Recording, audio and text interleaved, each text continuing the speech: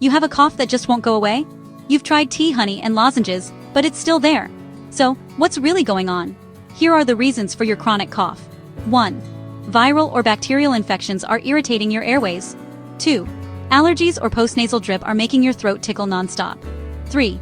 Asthma is tightening your airways. 4. Even acid reflux and certain medications like ACE inhibitors are contributing to the trigger. 5.